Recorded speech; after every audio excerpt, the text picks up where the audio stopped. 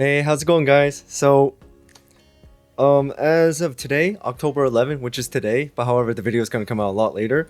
CitizenCon came out, and I didn't get a chance to look at it. I mean, I was thinking about looking at it live, but I wanted to do it for the channel, and I had some other things to do, so I didn't get to watch it yet. So now here we are, and we're gonna check out CitizenCon, and a lot of guys on my Discord were like so hyped for it, and so was I as well. So now we're gonna be checking it out, and it's almost 3 hours long. And I'm just gonna let you guys know, I'm not gonna watch the whole 3 hours in one setting. I mean, I need more time and energy drinks for that. So what I plan on doing is I'm gonna split the whole thing up into maybe 3 to 4 videos. So maybe like 50 to 1 hour long each, and because I'm like, if I add some dialogue and I pause as well, that's going to take some time too. So that's the whole purpose of it. So just keep an eye out for those videos, and hope you guys are hyped as I am as well. But my goal right now is 3 videos, each one maybe like an hour long. And one of my guys in my Discord did say like there's moments in the videos that are like good places to stop and separate like videos into like sections. So that's a really good thing to look out for. So without anything else, let's begin. Let's take a look at the very first hour. Oh, you can hear the audience and everything. Yeah, I'm gonna skip ahead just a little You bit. can hear the sound of my voice. Hey, Please type. Jared. Disco is a real cool guy in chat. Oh no, I'm not gonna do captions.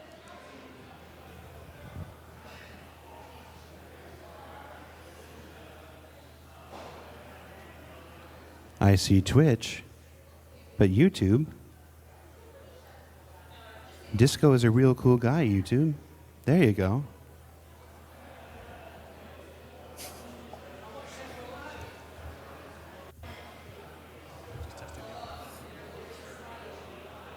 Oh my god, you kidding me? He's gonna be doing this for a minute.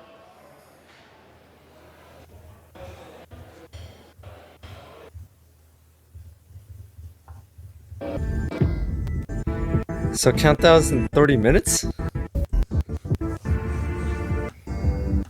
I press the... Okay, let me go back a little bit because I did see some segments, but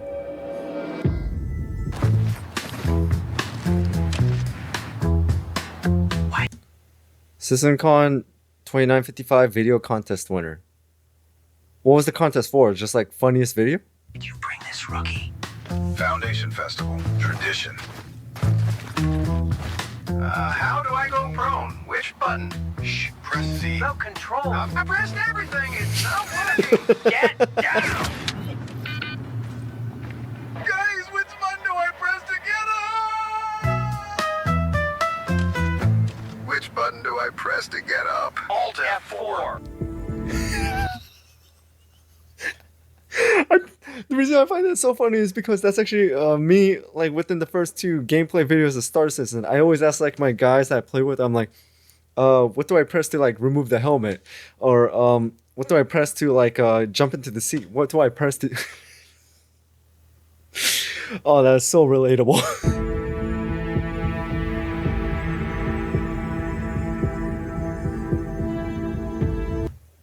Looks like the next one's right here. Meet Steve. It's his first day on the job after passing his Atlas Operator certification. This is Edwards.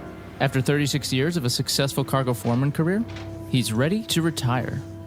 And this is Bob, your everyday hauler. Bob doesn't give a shit. Bob is too busy reading a funny post online. Oh no. Don't be a hazard to your fellow citizens. Put down the Moby glass. Don't text and drive.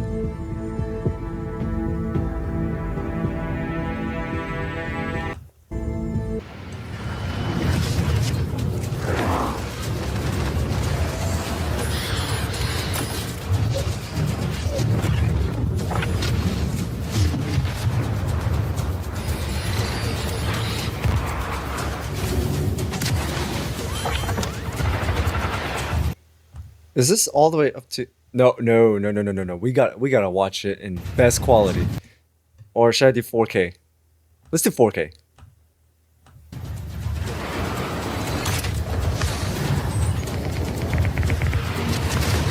Oh shit!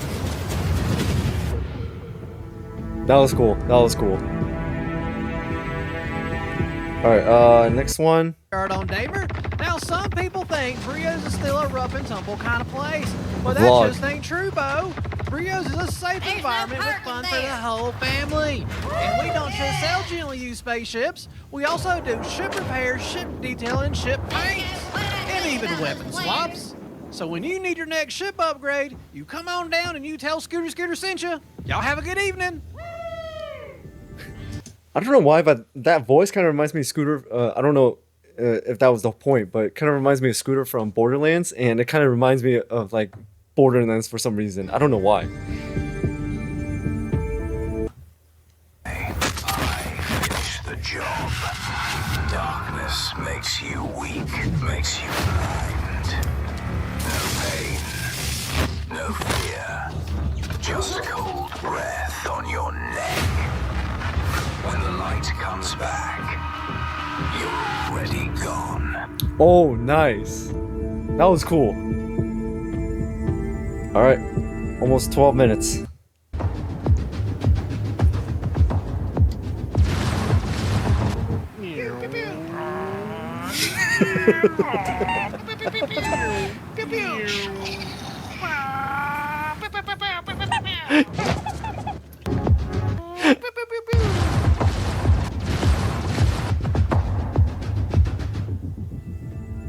Oh, that's funny.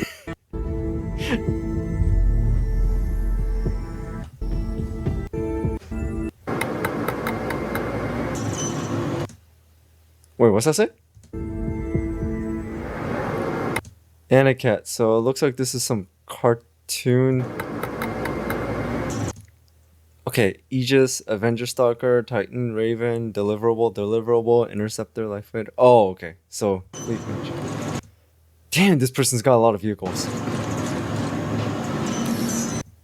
The Corsair.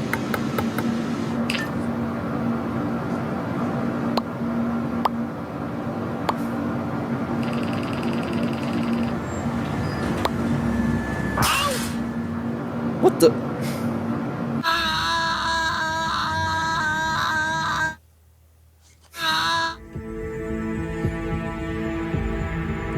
Oh, by the way, guys, where could you like submit these videos?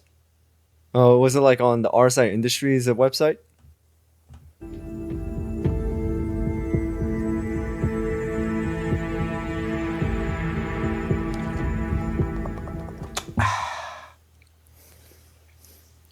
Duff. Pizza. Cruise Lux.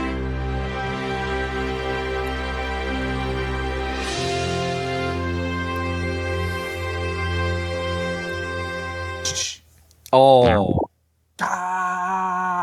One day.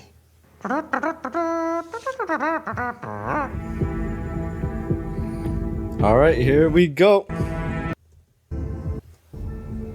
3, 2, 1. Man, that was more than 30 minutes. This year has marked a turning point in Star Citizen's history. We have finally moved past the question of whether we can build an architecture to deliver a universe with incredible detail at massive scale, seamlessly, and where thousands of people can all play together. Server meshing has been working pretty much flawlessly at scale for the past 9 months. It has brought a more populated and active verse with up to 700 players online and in the same space at once. It's greatly increased server performance and delivered a much more responsive player experience. I couldn't be prouder of the team. They delivered something no other online game does presently. There may be other games out there that claim large player counts, or even the ability to mesh, but none do it at our detail, scale, and seamlessness. Of course, there will be continued improvements to server meshing and to Star Engine, but having moved past this last big technological hurdle has allowed us to finally focus on quality of life and stability improvements, something that has long been overdue. We're about to deliver our 9th patch in 10 months, with content that has brought Star Citizen storytelling into new and exciting directions. We pushed more than 24 features and more than 2,000 bug fixes. And while there is still a long way to go, the game has gotten more stable, performant, and fun as a result. We see this in player metrics. More of you play every day. The daily average users is up 45% from last year, and your play time is up 15%. So Yep, I joined this year. the more people venture out into the verse and stay there longer than ever before. And through all that, we've told the dual stories of the Frontier Fighters Assault on Pyro and the moral compromises being made to combat the regen crisis. Now, as those stories come to a rest for the time being, it's time to look forward to the next chapter of Star Citizen, where the instability in Pyro and the callous actions of some pave the way to new adventures, new locations, and new threats. Last year, we announced our next star system would be Nyx, home to the People's Alliance of Levski and bordering the Vandal threat. Today, we're proud to share that your adventures in Nyx begin not next year, but next month, when Star Citizen's third system comes online in Alpha 4.4. 2 new systems in 1 year. 4.4. That's only possible because of the tireless work of our development teams, server meshing accelerating what's possible, the support teams behind the scenes, and most importantly, all of you. Now, I do miss that we're not all together under one roof this year, but in many ways, we're more connected than ever. Across the globe, many of you are gathering at watch parties, 9 of them with our developers in attendance, and countless others springing up in communities everywhere, and all happening simultaneously today. So even if we're separated by oceans and continents, we're bound together by the same passion for space, for discovery, and for this incredible universe we're building together. Whether you're at home or alongside your crew at a watch party, grab a drink, sit back, and let us take you inside our up-and-coming plans for the next year of Star Citizen.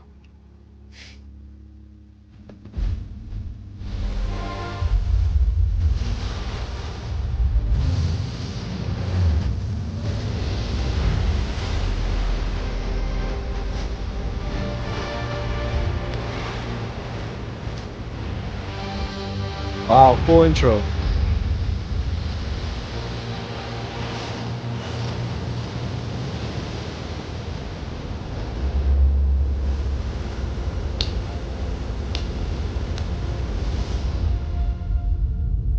CitizenCon Direct.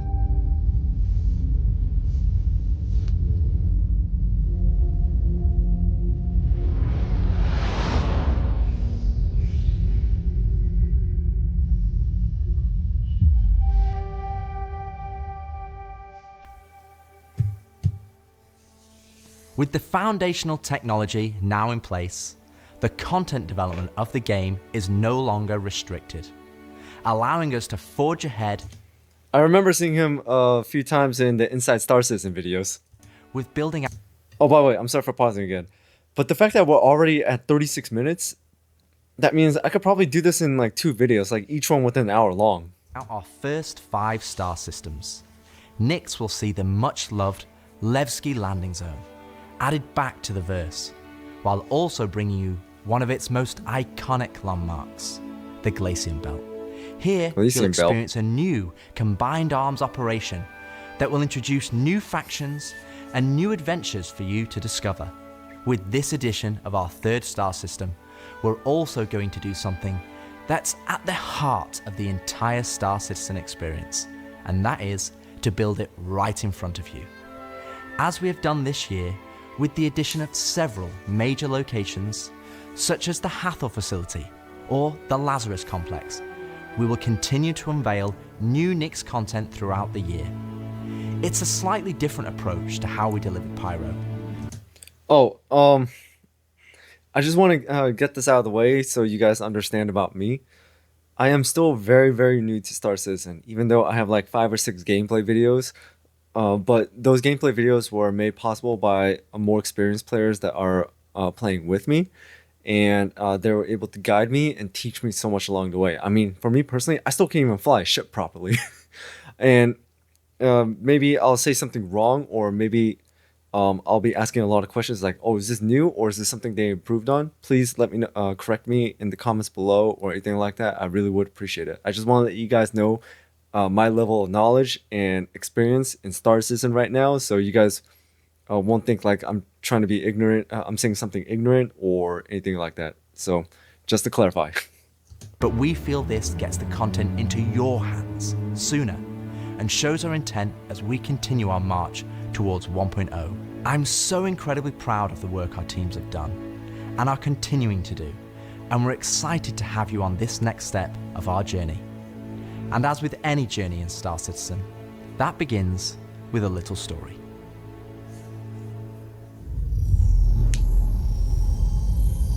Story so far.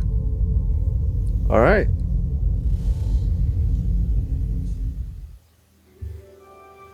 In 2025, we introduced two major storylines spanning multiple patches, creating a living backbone for adventure across the universe. The first was Pyro Must Burn. It connected Stanton to Pyro and introduced the Frontier Fighters, who are relentless, brutal, and determined to wipe out any threats that cross them. And with this month's release, you'll now take part in the conclusion to that storyline. The second was Science Run Amok, with the Regen Crisis throwing the Empire into chaos. Oh yeah, that's and the Regen you all Crisis. jumping in to help the various corporations respond. Through that journey, we pulled back the curtain on ASD and its shady practices, uncovering long-forgotten Onyx facilities, and met new characters like Dr. Logan Yorit and Detective Arkham Meller of the Hokro Agency. And just like the Pyro Must Burn storyline carried us into a new system, Science Run Amok is now setting the stage for Nyx, the next step in the larger story we're telling on the road to 1.0. As this new chapter of Star Citizen begins, let's hear from just a few of the team members working to bring this next era of our universe to life. I still gotta go back to Onyx facility because Site B has now opened.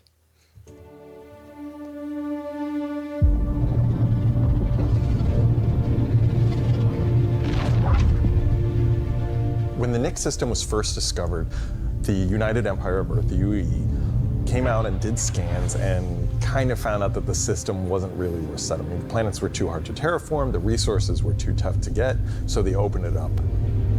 And one company saw opportunity where the UE didn't, QV Planet Services. And so they expanded into the system and tried to mine as much as they could, making a very slim margin by the sheer quantity of resources they were pulling out.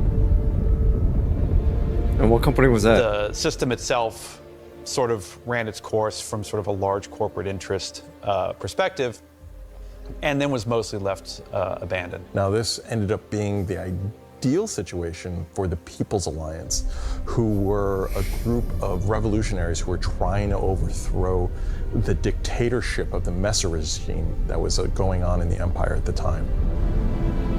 So they went to the Nyx system and established what became known as Levski. They wanted to make it everything that the UEE wasn't at this time. So like kind of like an They independent. set up what they saw as their ideal society, where everyone's voices would be heard, where everyone would be equal. But they've fallen onto hard times. So Nyx today is kind of at an interesting point in its history. Wait, ah, damn it. So Nyx today is kind of at an interesting point in its history. Welcome to Levski, Stronger Together. I never heard of Levski. I think, I guess that's something I'm gonna have to look up, maybe if there's like lore videos about it. Now that the UEE has kind of transformed itself into a democratic society, what is their role? What are the People's Alliance rebelling against? And they still see the Empire as being inherently unfair. They see their role as still trying to create a free and fair society. But on the other hand, they have more problems than ever, and there's new threats lurking around every corner. And they have to ask, are they prepared to handle that? Or do they need to turn to the UEE for help?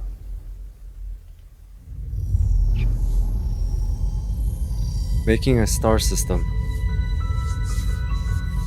Making a star system is you approach it from kind of two angles in a weird way. What is this system bringing to the gallery? How does this new system plug into it, and what does it bring to the table from a sort of a flavor experience? We want to make sure that whatever it's bringing to the company is unique and has some flair to it. Makes sense, because I'm gonna make a comparison to like Star Wars. If you look at Star Wars, you know, like they have like an inner rim and the outer rim, and every single planet is like unique. For example, Coruscant is the capital of the Republic. It's literally a whole city, and what's unique about it is, well, besides the fact that it's a whole city, there's like so many people living there. There's the upper levels, the lower levels. A lot of shady things can happen to lower levels, and what signifies that. And also, if you look at the outer rim, you look at Tatooine. Tatooine's a desert planet. That's one place people don't really want to go. It's outlawed. There's no republic governance out there. It's ruled by crime syndicates, cartels like the Hutts. So basically, when it came to like video games, like for instance, when I played, Star Wars Battlefront 2, if you go to like Geonosis, there's gonna be like certain the terrain's a little bit more like difficult to like traverse, and also you're being attacked by a hostile race. When there's like some planets that don't have hostile races at all. Well, depending on what side you're playing. So each and every single planet is very unique, and it gave like that a significance meaning to like their position and what they could provide in the Star Wars universe. So I do understand the importance of that in the Star Citizen universe, on like creating a system. Like, is this system going to be providing like an abundance of raw materials and resources for mining, or is it just going to be a hostile planet with like maybe like animals and creatures that will just kill you and attack you on sight? Or is this going to be like a haven for like pirates and bandits? Who knows? So that's going to take a lot of time and thinking to do, but I just want to throw my 2 cents in. So the Nix system is a remote system where people want to go and live free outside of the pressure and influence of the UEE. It's a remote and rugged system with a lot of hostility coming from the ever-present threat of Vandal. Kind of sounds like Tatooine. Kind of like a frontier-esque thing. It's not lawless like Pyro, it's just kind of out there. Pyro's more like a Mad Max wasteland, and Nix is more like Silverado or like Deadwood, right? It's kind of like a smaller scope. The emptiness and the loneliness is the defining factor. You're still going to find gangs, you're still going to find hostile presences, but it's where people go if they want to live off the grid. The People's Alliance is the main peacekeeping force in Nix. They were People's Alliance. unhappy with the direction that the Empire was going under the Messers. They got out. They said, we're just going to start from scratch, build our own society, but build it the way that we think it needs to be built. They're not perfect. They're just people, but they're doing their best. They want to help keep Nix safe and make it prosper. They are trying to do the best that they can, but are faced with the realities of dealing with people, which is tricky. The Pyro Star is quite a warm star. Stanton Star is quite neutral. And the Nix is a little bit cooler. Work in progress. The system has its star, and it has this dark, really, really dense gas, sort of nebulous cloud. And it has points of light scattered around it, and those points of light in this gas cloud is really, really hazy. So because Nix is bordering Vandal space, it was important that we have a gap in the Nix gas cloud where you could sort of just, in between the clouds, see a piece of the Vandal space. Man, it feels so close that it's even like protruding some red light. That's insane. The level designers are using it as an actual visual indicator of where to place more dangerous POIs. So if you point your ship in the direction of it, you should find, as we build it out, that you will be in more and more danger. And I think that's really cool. To give more atmosphere, I was testing out adding some sort of space snowflakes, essentially. So when you look towards the sun, you can sort of see that sort of like sparkle. Oh, that's cool. When you look away from the sun, you'll see the reflections and sort of like little glints of light. Oh, that's cool. For the jump points in Nix, we'll have 2 on this release. We'll have one from Pyro to Nix and one from Stanton to Nix. It should be going from Nix to Castra, but we're essentially bypassing Castra temporarily. Hey, we want to make sure you can get there any way you want. Glacier Like I said, I still need to learn how to fly a ship properly. Belt is a huge asteroid belt that is in sort of the middle of the system. I don't know this Glacier belt. is a combination of a bunch of technologies that we already had. The asteroid fields we use for planetary rings and the gas clouds, and it's combining them to make something completely new that we've just not seen before. It's full of resources that are still left unharvested because it's kind of a tricky spot for mining. It's not the easiest place to go, but that means that there's still a lot of opportunity for independent miners to go out there. So the rocks in Nyx are a bit more sharp, like sort of like icy look, rocky, cliff-like, very different from those in the Pyro and the Stanton. One of the big differences too is all of that extra added movement that just adds a little bit of extra flair. It's also a good hiding spot for people who are trying to elude capture, maybe set up ambushes, that type of stuff. Or people who... Yeah, because I mean, like the lighting, the fog, and everything. If you like shut down a ship or like have lights off, then it's really hard to detect. Or if you're being chased, and if you can maneuver really well, I say you can lose their ship, your pursuers really easily. So it could either be an advantage or disadvantage for you in this location. Who are trying to Always feel ambush. way more interesting flying in those spaces than just, you know, through empty void. And as we build out the Glacium build over the next year, lots of places to put new content.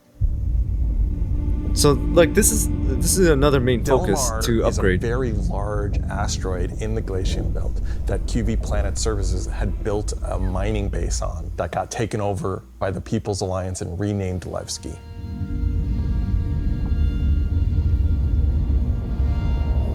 Levski is our first and biggest social outpost for Nyx. It's kind of like the place where you stop before you do your panning. So it's kind of a San Francisco before you go out to the gold rush. It's going to be the central hub for trade and hauling and all of the commerce within Nyx and also from Nyx to other systems. But it does have a CD underlayer to it. Really? Over the years, you're sort of improving the generation method of those asteroids to culminate towards this specific point to make large, what is explorable location. When you fly towards the Levski, you see this huge gas ring around it, scattered small, mid-sized pieces of the asteroids. Well, Levski is immediately apparently unique by the fact that it's a facility clamped onto the side of an asteroid. The breathtaking views of looking into the belt instantly gives it a unique charm and flavor. As you approach, dude, that's you'll cool. initially see a very dramatic borehole that goes all the way through the asteroid. You will also see, growing out from there and alongside Levski, there will be landing pads along what I'd call the spine. Lots of industrial pipes and transport systems to bring out the refined mining materials when it was a mining station. Before we were using an actual planet, so That we is had all really of the cool. space available to place all of these structures. But now it kind of meant that we had to create an asteroid which has the appropriate size to... If we took the whole shot of the asteroid, you will see that there is an area to fly underneath. We plan on bringing in whole sea gameplay. So this is exterior cargo elevators. So as a team, you will be able to load and unload cargo. There's a lot more movement on the exterior, such as the cargo trains going around tracks. It's now going to be fully EVA-able. There will be walkways around the main landing zone to walk on using gravity plates, but you can drift off nice. and kind of go wherever you want. Oh, that is awesome. They can explore fully the whole place, which is great.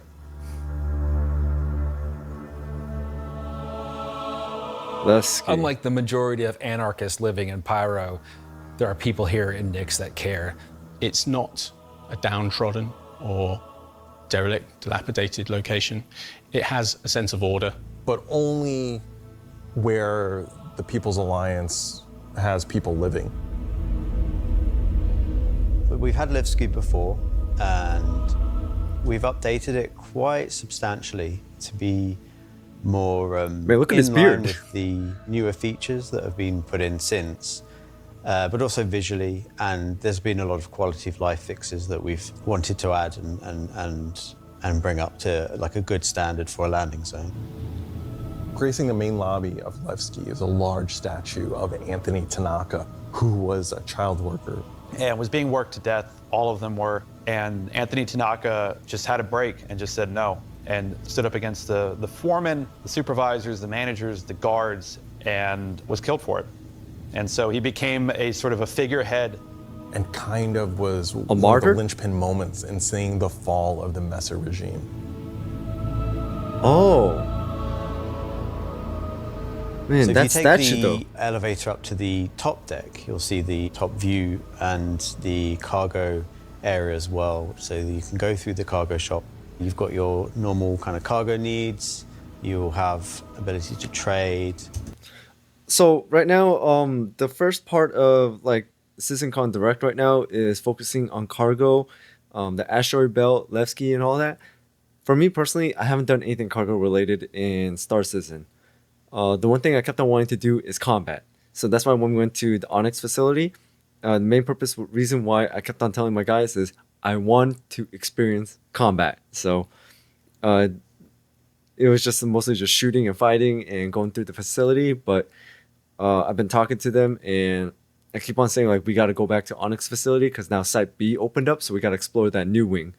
But cargo services, we'll just see how it goes. I mean, I'm willing to explore and learn, but I just prioritize something that I want to experience in Star Citizen first.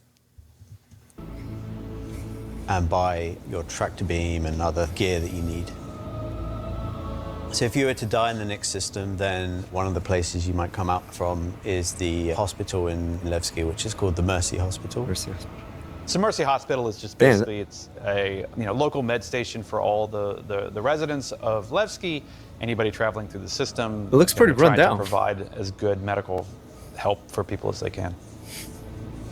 Hope is here. When you arrive at the HAB's location, you'll be presented with a lobby, elevator bank, and then you will take that transit to the HAB room.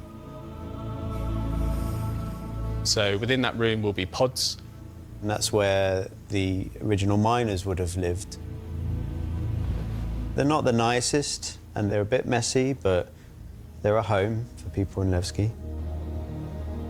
Okay. If you head down to the lower view deck, you'll go through into the Grand Barter, which is your main social and commercial area of Levski. This is where you will see market sellers selling their wares. There will be stalls, there will be kind of more embedded shops. And that includes things like Corderies, Fortune- which is your yeah. armor shop, and also conscientious objects, which is for weapons. Keep calm and carry one. One of my favorite places, Cafe Musée, which is where you can go down into some of the more rocky depths and grab yourself a drink, and you never know who you meet down there. So what I really like is it's not like class or anything like that. It looks like just something they found and just like put together. So I kind of like the design as well, just like the LEDs, and it's not like very professional like if you were on Stanton or anything like that. Kind of like their own identity and their own designs. I really like that. Which is where you drink and you never know who you meet down there. If you explore a bit more around the Grand Barter, there's other routes around and little side passages. There's another shop that's away from that area called Teachers. Teach's Ship Shop is basically where you would go if you were looking to pick up a used ship, buy some ship parts, fix up your old ship, find some new stuff, sell some scrap. We've closed up Dumpers Depot for Levski, and everything that used to be sold there will now be sold at Teachers. Another new area, as well as the cargo shop that we've added, is the refinery deck for Levski. That's where you can take your processed goods, not just from Levski, but from the rest of the Nix system, and refine and sell those goods there. As a lot of the content in the next coming releases for Nix is going to be mining related.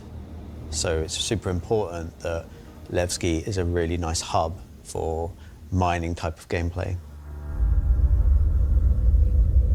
So we're really happy to Interesting. bring Levski back into the game. It's been gone for quite a few years now. I think it really provided a unique environment of it's run down, but the people who live there love it and are working their hardest to make it a great place to live. There's a lot of This missed is a ships. location that has a lot of nostalgia for you guys, and we don't want this just to be a re-release. We do want you to go, wow. It's not going to be as complete as Pyro was when it first came out, but it's going to be our first iteration, and you're going to be able to see it grow as we work on it.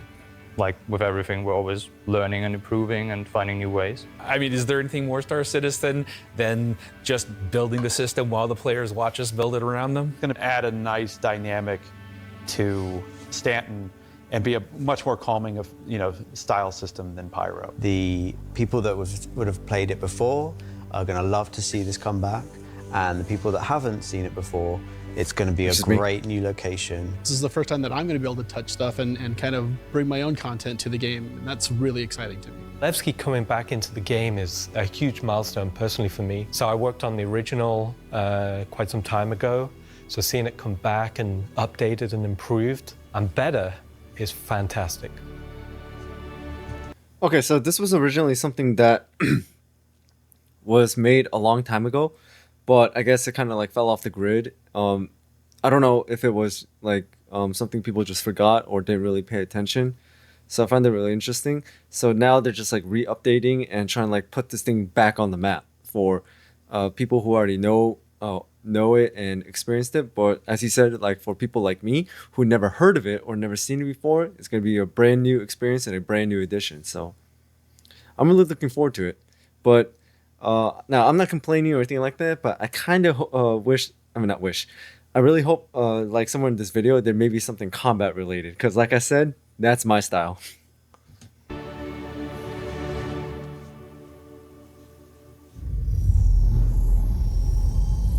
Something wicked this way comes.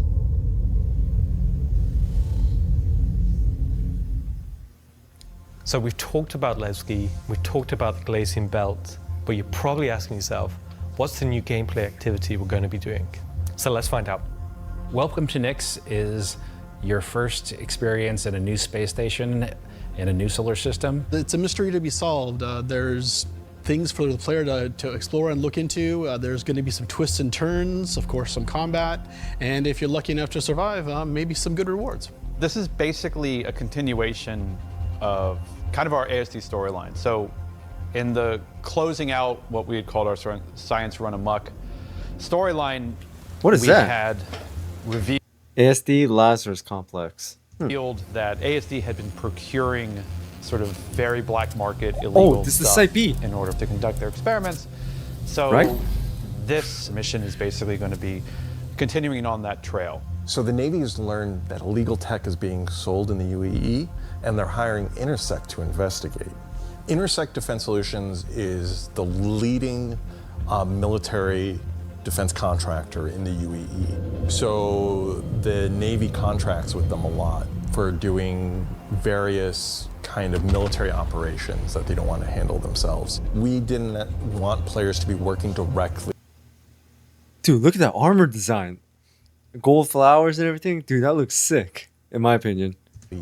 For the Navy just doesn't call up random citizens and ask like, hey, if you're free, can you fly a helicopter? I guess as a player, when you can think about like, oh, where am I gonna be doing missions that are capital ship battles or large fleet scale stuff or military operations, that's all gonna come from Intersect Defense Solutions. Intersect have discovered the source of the illegal tech is in the Nyx system and an old abandoned QV Planet Services logistics station that's come back online. So they want the players to figure out what's going on. Ooh. So when you come out of Interesting. Quantum and you start your approach vector to the objective, you'll be weaving through asteroids, going through the Glacian Belt, and slowly the station will reveal itself. Now this is an old QV logistics station. It's pretty beat up, it's pretty derelict, but there's some points of interest that you'll spot as you go through. So the station itself shares design cues from old Pan Am stations found in Pyro. This architectural design found its way over to the Nyx system as the system was being established, but you'll also see some additional design cues that QV planetary services we're adding, so it's a nice transition architectural point. It's fairly skeletal in design. You'll see logistics yards and cargo yards, but also facilities pinned inside the asteroid, creating this network of facilities. You'll notice there's a Polaris near the main hub. It's not a normal Polaris. It's damaged, it's broken. It's not a standard corporate Polaris. So at this point, you should be asking yourself, whoa, it's not a standard corporate Polaris. So is that a logo for something? I mean, it looks like a score. Wait, yeah, multiple skulls and a sword. That's a cool logo. Well, if it is one, or if it's just art design, still looks cool. at this point, you should be asking yourself, who does this belong to? Away from the Polaris, you'll see struts leading to asteroid bases. Now, these asteroid bases are locked, so you don't know exactly what's inside just yet. But all of this comes together to form the playground for the mission to take place. So not only is this facility unabandoned, but it's also under attack from a surprising but familiar foe. Vandal? Wait, is that the...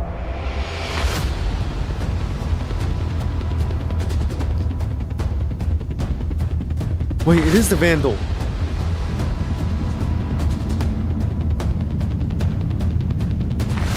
Right?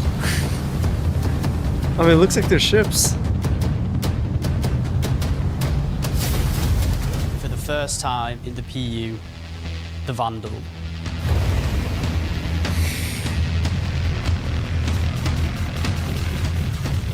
So the Vandal are a nomadic, very, very, very violent spacefaring race. That is They've been insane. striking out against outposts and such in the Nix system. They don't really know what they want, don't know why they're doing it, but it seems like whoever's running the station is really pissed them off.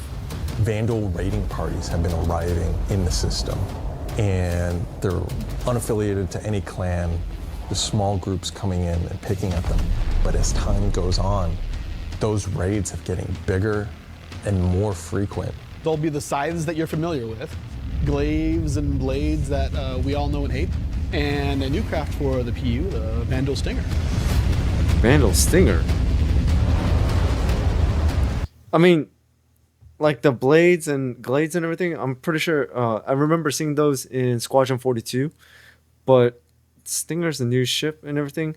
But what I really like is they're going in a direction where now we're getting more interactive with the Vandal, because for me personally, the first time I ever saw the Vandal was the Squadron 42 gameplay video. But however, in Star Citizen, ever since I've been playing, I haven't heard or seen or experienced anything that you can do to interact with the Vandal until I saw that video of Dark Descent, where when it's an Onyx facility Site B opened up, there was like a dead Vandal being experimented on.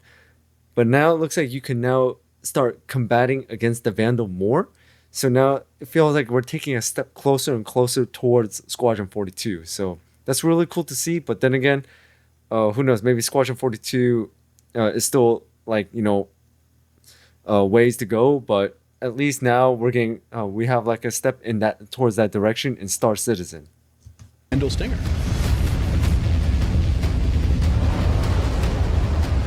You will be contacted by some civilians on arrival asking you for help. So at this point, you have a choice. You can either bug out, mission over, or join the fight. This will be the first time since the PU launch that you'll be able to fight against Vandal aggressor ships. This fight will be intense. The player should be able to deal with them, but they will have to be prepared and they'll have to come back in to fight off this initial wave, and that won't be the end of it. After you fight off the Vandal ships, the mysterious inhabitants of the station invite you to come on board. Which INSEC sort of will encourage you to do because it'll help further their Oh investigation. yeah, Elliot, I remember you from Inside Star what's happening Citizen. here, why these QV stations have come back online. You dock your ship, you board the station, and it turns out the inhabitants here have a real surprise for you. That sounds... The player will be immediately ambushed. These guys are not your friends. Of course. It's not going to be easy because the people that are inhabiting the station are going to fight you every step of the way. The fight will be challenging, but this definitely will be the warm-up phase of this mission. This will be the players getting a sense of what exactly is going on there, who What these rifle new is that? people are. They'll be in unfamiliar armor. They'll be wielding unfamiliar weapons. And we want you to get a sense that you are in a new place, in a new territory, fighting a new faction. So after you survive this initial ambush, you get back in touch with Intersec, and obviously the question is, who are these people? Why are they attacking? Why are the Vandal attacking them? At this point, there's more going on here than anyone thought. The directive from Intersect is to explore the station and collect as much information as you possibly can. So earlier I said that I hope there's more combat related. I guess CitizenCon Direct already read my mind. Along the way, you're going to get to explore some new areas. It's not just the space station. There's the disabled capital ship. There's asteroid bases nearby with obvious installations there, other forces that the Vandal have been attacking. There's a debris field. Explore the locations in any order you want and try to find out who these people are and why the Vandal are after them. You'll find new clues. You'll find ways to solve the puzzle of what's going on at the space station and find out what kind of loot they have for you now that you've beat them. And of course, this is a legally open station, so anything you find is yours to keep and sell, maybe even give to Wicklow. This isn't just a one-time event, this is a permanent sort of mission that we're going to be adding to the game. You can go back and repeat this mission and find ways to do it even better, even faster. There'll be a different story and different flavor. Obviously, we can't have the same thing happen every time. There'll be other missions that Intersec will offer to you based on the evidence that you found. Now you know the real story, and you can start digging and giving more information to Intersec along the way. That is cool. This is a great addition. I'm super excited to finally see the Vandal in the PU. I'm excited to bring cool Vandal ship combat to SC. Players in the PU will now get to face down these awesome ships and get a taste of like we already have it in Arena Commander, where you get to fight the Vandal swarm, and being able to do that in the PU is going to be, I think, a heck of a lot of fun. Like I said, a step towards Squadron 42. This marks a great milestone for us for not only pushing hard and adding great content this year, we're also being able to introduce the next star system and introducing the next landscape to tell new stories and add new gameplay beats into the ever-expanding universe. So we'll leave 4.4 there. If you're at one of the watch parties, please raise a toast to the great work that all the teams have been doing this year. And I'll be right back in just a few minutes to look ahead at some of the things coming in 2026. That is cool. 4.4 is amazing. Hello, everyone, and welcome to the Voyager Bar in beautiful scenic Orizon, where the staff of Cloud Imperium Games Manchester is gathered for their very own CitizenCon Direct watch party. As the dozens of such events happening at locations around the world, we've gathered today to watch this sneak peek at just a little of what the next year of Star Citizen has in store for everyone. Oh, that was really good, everybody. I'm Jared Huckabee, your host for the festivities and for the show today, and let me tell you, it's not a joke, it's not a gag. I think this is like one of the rarest moments where I actually see his like role, content director, because you know, inside Star Citizen, it's anything but what his job is. But yeah, I figured it was Jared just by the sound of his voice, because I heard it so many times inside Star Citizen videos. Next week, we're hitting our 9th patch in 10 months, and then in November, we're going to finish out the year strong with the long-awaited arrival of the Nix system. And in case you missed it, because you were chatting with friends, hi. It's not the lawless wasteland of Pyro many folks have been speculating, but an independent system with its own set of rules and laws and multiple ways to get there. It's an exciting time for everyone at Cloud Imperium Games because, as the architects of our persistent universe said at the start of the show, the foundational tech that we've been building for so many years has now unlocked us to bring more to Star Citizen than ever before as we continue our journey towards 1.0. Now, before we continue with the show, let's get a few housekeeping tasks out of the way.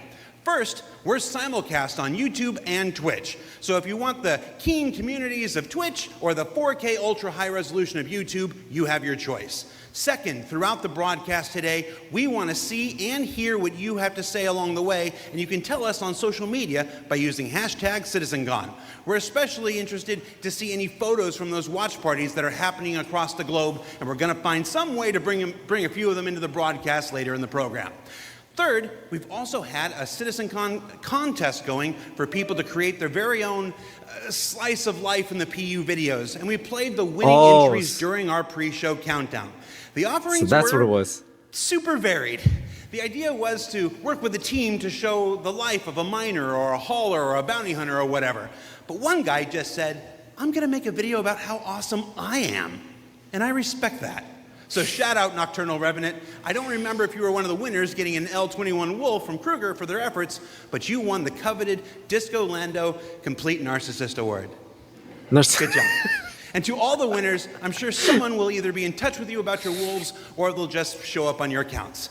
I really don't know how that process works. So those were prizes. Would have been good to find out before the show, huh? The L21 He's so Kruger afraid. Wolf. Either way, if you missed the pre-show and are curious if you won, you can check the replay after we're done here today. All right.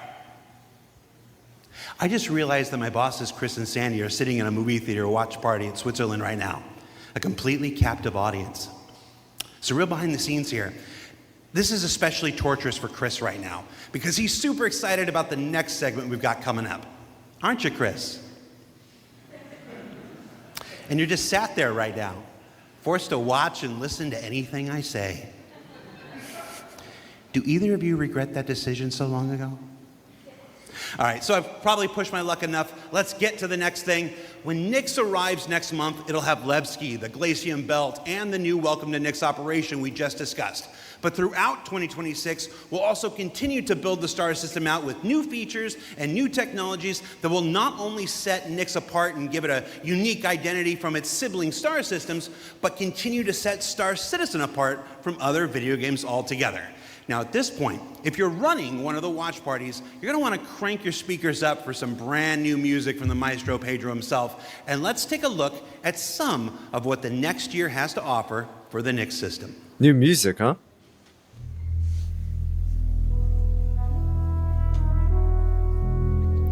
Breaking new ground.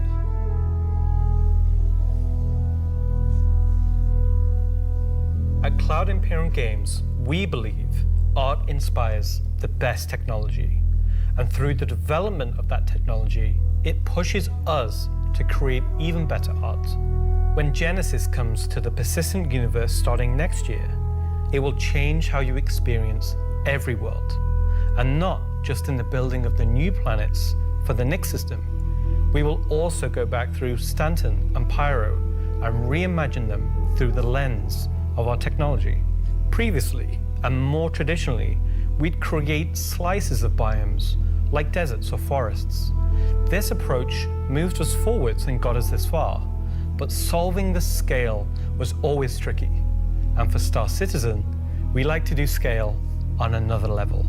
Issues like seeing tiling from our height maps from high altitude, or the unpredictable blending when two biomes connected were common. But ultimately, things just never felt right. Our worlds were gorgeous, but to us, they still sometimes felt like interpretations. Now this was a super hard problem, which we needed to solve at the scale the Star System requires. We challenged ourselves to emulate nature in the most believable way, and not just on a planetary scale, but to our level of detail.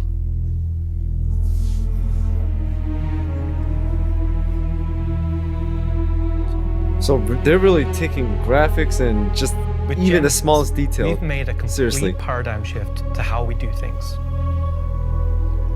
Biomes are now created based on the physical data sets, with the assets being spawned whenever and wherever the correct criteria is found.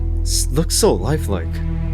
So when you see a forest or a meadow, it's no longer because an artist painstakingly crafted it there. It's now because it simply wants to be there.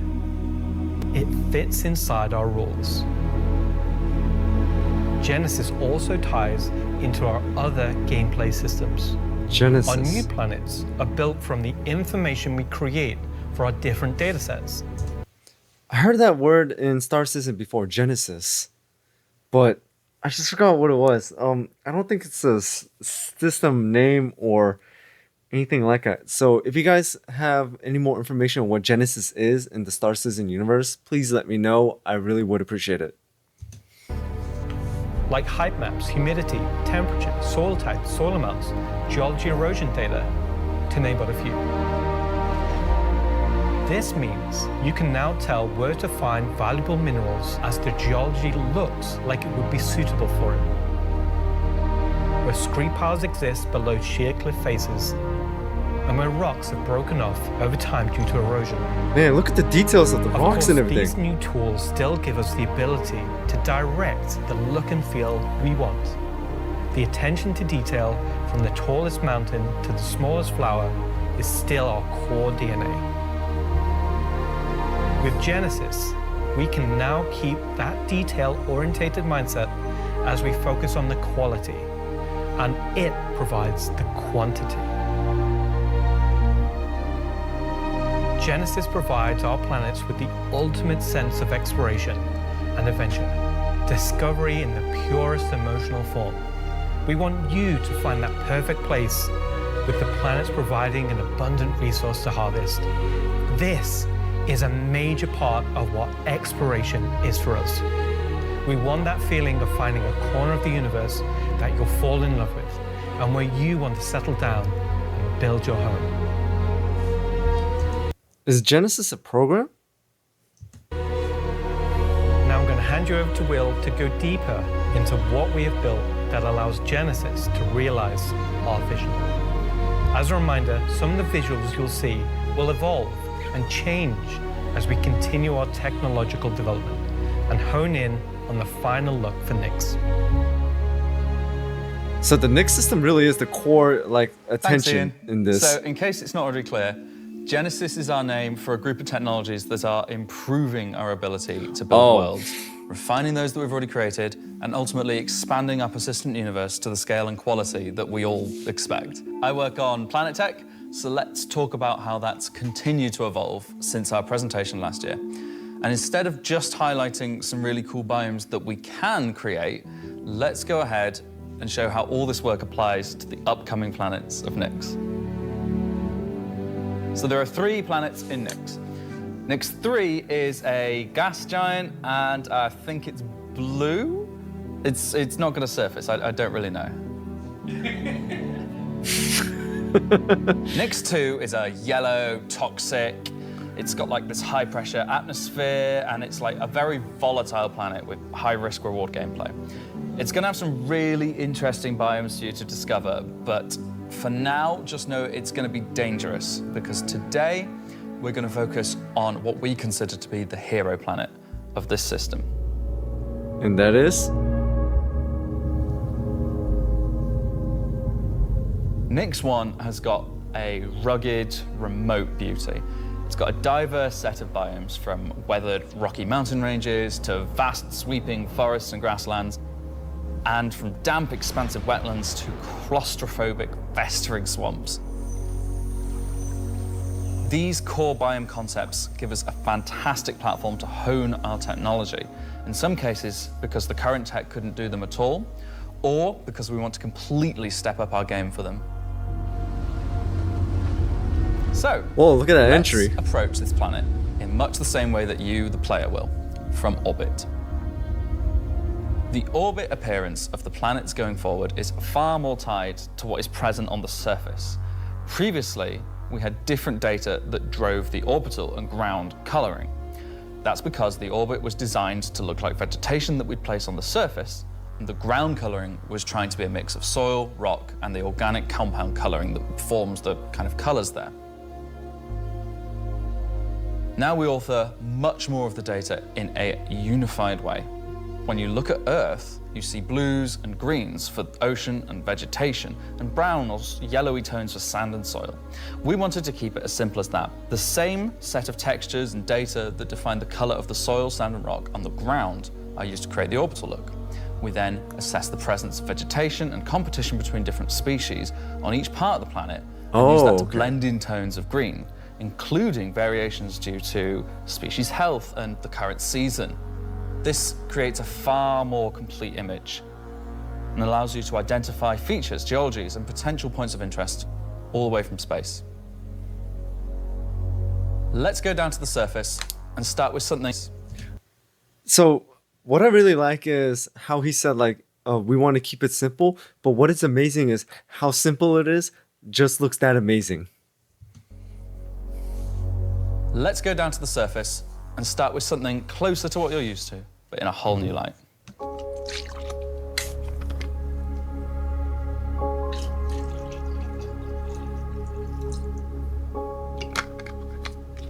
When we approached the surface of the planet, we wanted to start by focusing on just the soil and rock. One of the things that was missing from our terrain previously was simply feature complexity. Looking at our contemporaries, we lacked detail at the ground scale. To combat this, we've added a new layer of data. That layer Medium is tiles, called huh? medium tiles. These are intelligently placed on top of the existing 4-kilometer terrain tiles based on slope, soil type, and other erosion data. And these medium tiles don't just create height changes, they also bring in local erosion data both for soil and bedrock size values.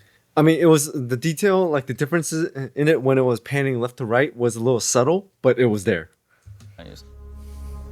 And this gives us a whole new level of terrain detail, of scale, and allows us to create far more unique locations across the planet. So now that we've nailed the surface, let's have a look at adding some rocks. We've now got two major contributors to the rock content of our planets. Firstly, long desired feature, cliffs. We are adding large scale, varied detail to all our cliffs based on the geology at a given location. This adds an exciting new dimension to steep slopes that we simply couldn't get before. The second is a big one for you ground vehicle enthusiasts. Rocks are now found not scattered everywhere, like spilt popcorn at the cinema, but only in places you'd expect to find them, thanks to a brand new rock scattering algorithm that isn't annoying as hell. Using physical data generated for each large and medium tile, now rock distribution makes sense and has a physical basis. So if you're still crashing into them after this comes out, that's on you. The rock assets themselves have had a glow up too. We now create rock sets related to a particular geology that look like they originated from the same source. And this ties into how we'll be distributing minables in much more interesting ways too.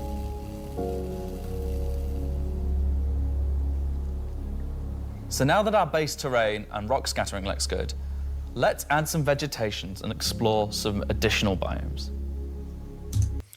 Wait, I want to take a look at this. Okay, so I never thought I would be so immersed into someone talking about rocks for literally like 5 to 6 minutes. I didn't know that.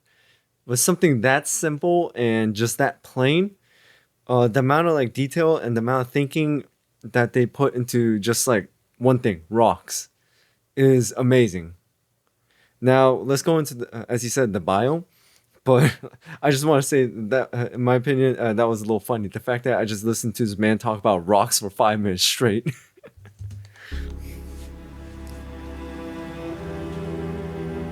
Nyx 1's forests and grasslands are full of trees, various grass species, rock formations, and they're found in all sorts of elevations like mountain valleys, open plains, and dense meadows.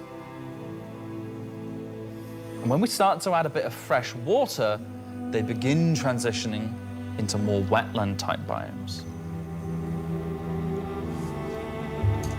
All they're missing is like a snow area. And while forests are super cool, let's focus on the grasslands and wetlands today.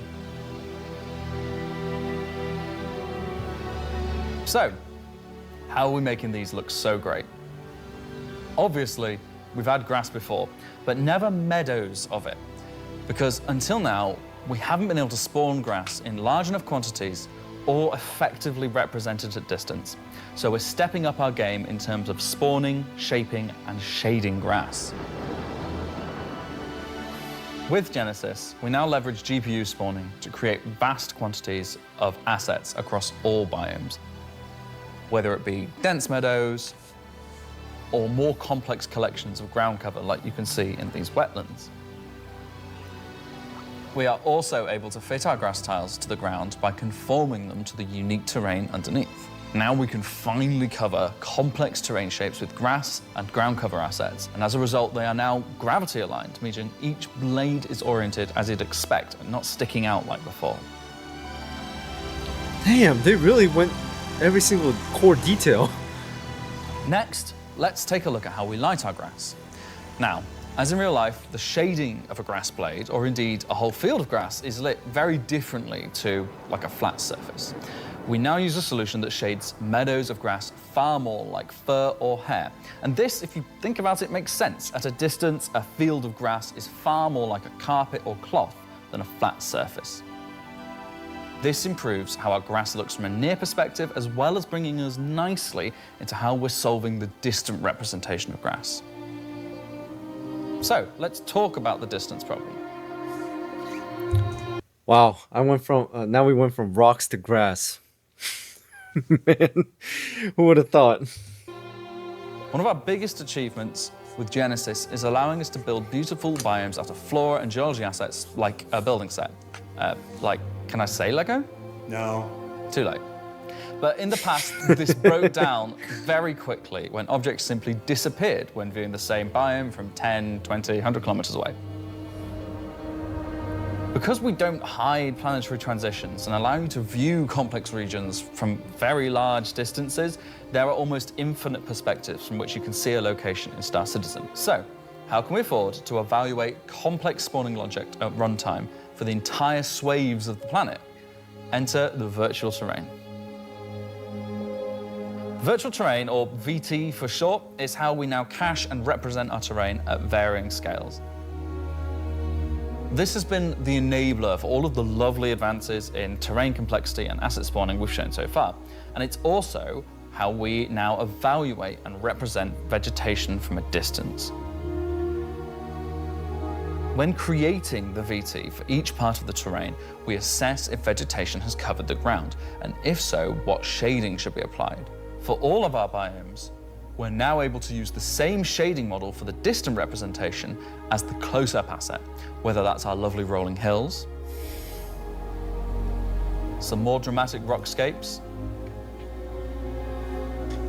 those muggy wetlands,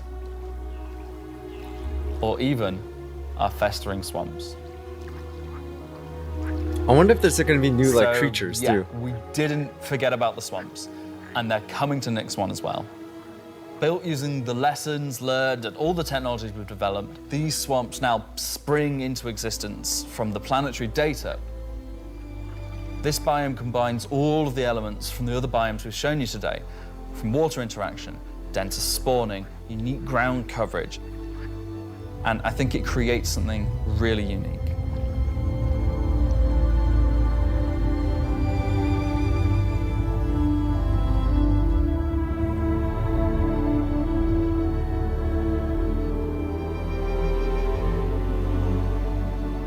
Anyway, that's our update on the Planet Tech portion of Genesis and how we're using it right now to sculpt the identity of Nyx 1. And I hope you're as excited as we are to explore this and everything we haven't shared yet next year. As you can see, Genesis is now inspiring everyone here to create planets of the quality and believability we've always strived for. A meeting of technology and art that I truly believe will set our worlds apart from anything we've done before. And with that said, let's move on to a little travel between systems, literally. Okay, so now we're going to traveling. Up until now, our mission system has been specific to the star system you're in, meaning a Stanton mission has to take place in the Stanton system, and a Pyro mission has to take place there. We've never been able to link these together, but with the introduction of our third star system, it's time for this to change. And that begins with the introduction of interstellar cargo. What are you talking about today? System-to-system hauling missions. Hauling is back. No one said hauling was gone. He doesn't even play the game. System-to-system hauling. These are exactly what they say on the tin. Missions where you're going to start in, say, Stanton and end in Nix, taking various volumes of cargo between the stations. So there'll be high volumes of cargo that kind of fulfill the purpose for the Hull C and the other series of Hull ships. And there'll be a few sort of more direct routes. So you might pick up some cargo from Ruin Station in Pyro and go through the jump point to Stanton and drop it off there at one of the Helios. So if you've never sort of experienced the jump point or going through it, these missions will require you to. Okay, so pushing towards that direction. If you haven't experienced the jump point. You can do them in any sort of ship you want, any size of ship. I'll be doing them in my Drake Cutter myself, between Stanton and Nix. Just a Drake Cutter. I've got a few ships, but the Drake Cutter is really cute, so. One thing that we're looking to add with these interstellar missions is scripted combat encounters where you can be attacked by NPC ships. Maybe the mission giver has tipped off some pirates who are looking to get a hold of that cargo, as well as express missions, which means the deadline timers that you're used to in the regular hauling missions might get really tight and you've got to learn to be very fast. All of the love and care that has gone into hauling missions so far, with the logistical network and making sure they make sense within the themes of the systems, just as much love has gone into the interstellar missions we're making now. I suspected pirates was going to be a factor into this. At the start of the show, we said we was going to build out the Nix system right in front of you after 4.4 launches next month. And while we want to keep as much of what we're doing behind closed doors, so you can discover it for yourself, in-game and on your own, we still are excited to share with you a brief look at one of our up-and-coming locations we're calling Rockcracker. Wait, what? Rockcracker?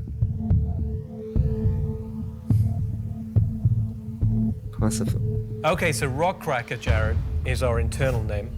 Rockcracker is where you have to crack a rock. Really? It's a big rock. You want more? So way out into the Keegar Belt, you'll find these old QV breaker stations. What is it, for mining? These were originally industrial facilities breaking apart large asteroids and mining them down. But since they've been mothballed and been left abandoned. So you're going to have to find your way inside and thinking about how do we bring this facility back to life. Oh, okay. It's not just about flipping a switch. As you bring these stations back to life, you'll be lighting the beacon and calling attention to these long forgotten places. Oh, of course. So be ready to fight.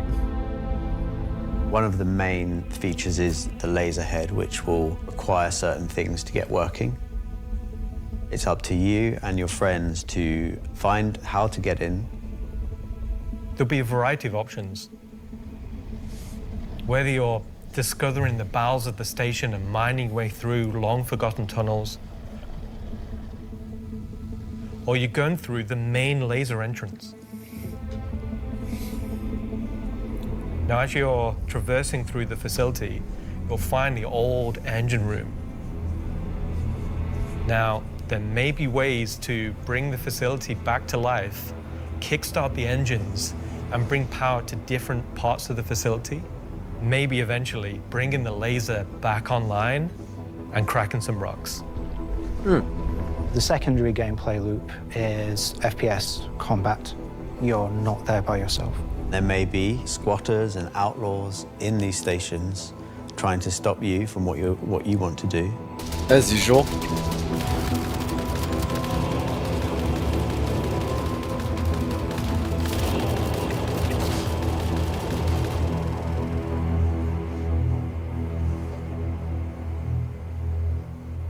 Hey, combat, I'm all for it. So you've found these old facilities, you've brought them back to life. You've systematically brought power to various functions of the facility. You've activated the laser. You've fired the laser. You've broken apart the rock. And then you'll be able to fly your ship inside and see what's there. Oh, you fly into the asteroid. So you fly a ship into an asteroid. Yeah. Yeah. You just get into your ship and fly in and start searching around and trying to find the pieces that you want to mine.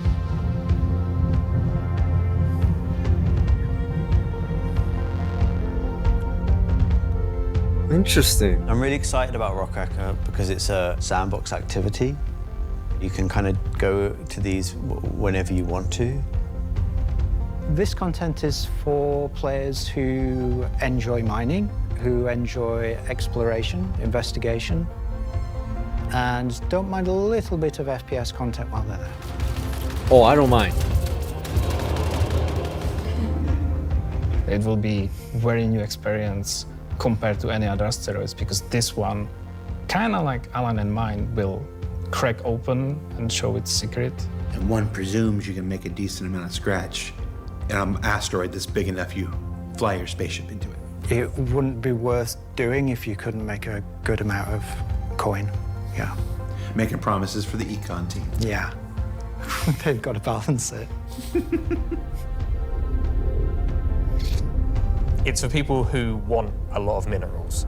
When crafting comes in, when all the other mechanics and features that we want in the game for 1.0 come in, it will be a place where like an organization or a group of like 5-6 people could come and just get a monumental amount of minerals. Okay. So that's a look at some of what's coming over the next 12 months. In addition to what we've shown, there'll be new mission packs tailored to the People's Alliance and their struggles. There'll be events that invest you into the evolving storyline of all 3 systems we'll have in the game. And of course, when we begin populating these with new planets, there'll be a whole host of ground-based POIs, settlements and structures inhabited by those trying to make their way in the verse. And all of this in service of building star systems that complement the massive corporate yard of Stanton, the lawless ganking of Pyro, and now the new frontier of discovery for the Nyx system.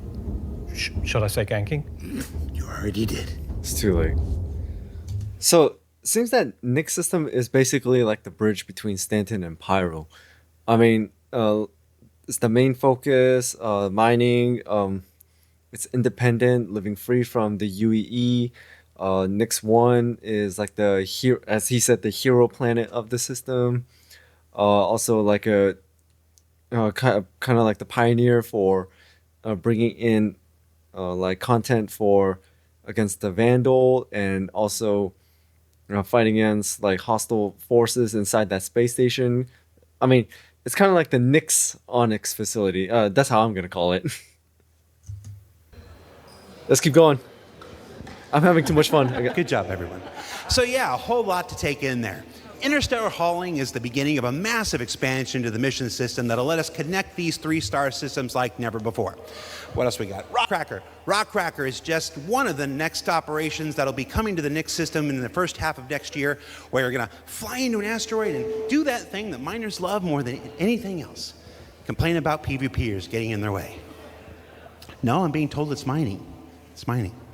And of course, one of the most anticipated features coming to Star Citizen, Genesis, and what that means for the planets of Star Citizen, including the ones already in there. So let's talk to Will Hain and find out more. And I'm just remembering that Will Hain is in France at the watch party. Okay, France. Ask Slarty Bartfast over there how they're going to use Genesis to update the planets and moons of Stanton, and get back to me, all right? And see if we can get some fjords. What else we got? The CitizenCon Digital Goodies Pack. Oh, It's a man. hard thing to Excuse say. me. That went up for sale a couple weeks ago and has a whole bunch of mysterious items in it. And that's where I can tell you now that almost all of them are tied to the Nyx system in one way or another. So let's find out what's actually in there. Man, There's the a guy- gunship flight suit. And the guy's right next to him, just pretending to talk and digital goodies pack. Huh, interesting. helmet, 2 armor sets from that mysterious faction causing a ruckus with the Vandal, and an Intersect BDU sweater and outfit, a couple of crazy weapons that I'm certain we're going to learn about in just a few minutes, some slick Levski swag, and finally, to celebrate the long-awaited addition of the Vandal to Star Citizen, a cool Vandal knife and adorable plushie, which I swear to love and squeeze and cherish forever. So yeah, it's a pretty solid haul for this year's Digital Goodies Pack, which you can still pick up right now on the RSI store. So now, let's go ahead and transition into our next segment. Much of what you see in the show today has been the culmination of a lot of people's work in... What's up? All right, I had a dream about like this once. Yeah. Okay, so against everyone's better judgment, the thing has finally happened. Can I help you? How do you think the show's going? Good. We're getting the Nick Star system and the Vandal are coming. Kind of been a lot of Nicks, right? Well, yeah, but it's a major milestone and it deserves a major showcase celebrating everybody's hard work and... You got more, right? Well, yeah, there's spaceships coming out. Cool. Wow, it's like they only scanned the original community portion of me. If pictures steal your soul, imagine what face scanning and PCAP does. Well, this has been super cringe. So I'm gonna head out. Bye. Oh, regular CitizenCon is still better. You should have done that. Of course. Thank you. Part of me that isn't a soulless marketing puppet. All right. What the? No. Let's just go to some spaceships, shall we? And actually, guys, that's where I'm gonna stop the very first part of my video. So the reason why I chose here specifically was basically because of what was said. He said like the digital version came out and says so far everything we've been talking about has been like focusing on the Nick system. So and now he's saying like no, don't worry, now we're going to be going on to spaceships. So it sounds like that's going to be like a whole different segment of the CitizenCon direct part of the video. So that's where I thought like it would be a great part to stop, because I don't want like this to be like one whole long video, and also I kind of want to take a break before I jump right into that one. So what I really like about this is my review part, guys. What I really like about is now they're jumping into the Nick system, because I do remember seeing the word Nick system and all that like through lore videos, you know, like by the Astro Historian, and also just like the Inside Star Citizen videos and all that. But now we're finally like diving into it, and they're like basically reigniting something that was created and done something so long ago, but however it kind of like fell off the map, but now like they're putting it back onto the map. And they're bringing in new content. I mean, for me personally, out of everything that was like said and mentioned, the ASD like a lab or that station on the asteroid is the one thing I'm looking forward to, because one, we get to fight against the I don't know why I said asteroid, the Vandal. Two, a hostile like faction or group on the space station, so that's more FPS content, and I'm all for that. And three, it's just like something that's like in a new location as well, because so far I've only been on Onyx facility and just like maybe a few places here and there that Hurston Dynamics has been giving out as contracts, and that's pretty much it. And now the other portion of the video was talking about like the graphics, everything they're talking about, like you can see the subtle differences and the details. And basically I was going like, dude, this is so simple, and I did not think that I would be listening to a man talking about rocks and grass for that long. So I was really invested and really interested in it, but I still really enjoyed it. And now next time you guys see me, we're gonna be my plan is I have about like an hour and 20 minutes left of CitizenCon Direct. So goal is actually the next time you guys see me, we're gonna finish off the rest of the video, and we'll just see what happens next. But basically the main focus of this first part of the video for me was the Nick system. So the next part looks like it's gonna be spaceship, but I don't know if he's just gonna be talking about spaceship for like the next hour and 20 minutes. So we'll just see how that goes. But either way, I hope you guys enjoyed this part, because I really did, and I'm really looking forward to updates and what's coming to Star Citizen. So thank you guys so much for tuning in. Thank you guys for watching. Hit that notification bell so you know when I drop another video. And also shout out to all my members, subscribers, viewers. You guys are amazing. Thank you so much for your support, guys. I really do appreciate it. And if you guys want to be part of my Discord community, the link is in the description below. Over there, we talk about video games, TV shows, movies, and we just chat and hang out. And also, we also, for this topic specifically, we also talk about when we're going to play Star Citizen together. So if you guys want to be part of that and also show up on my gameplay videos, please join the Discord and we'll talk about it. We'll talk about schedules and what you want to do and what we can do together. So I really would welcome you, and I would be really happy to have you. Sorry, I mixed up two sentences. So without anything else, see you guys next time.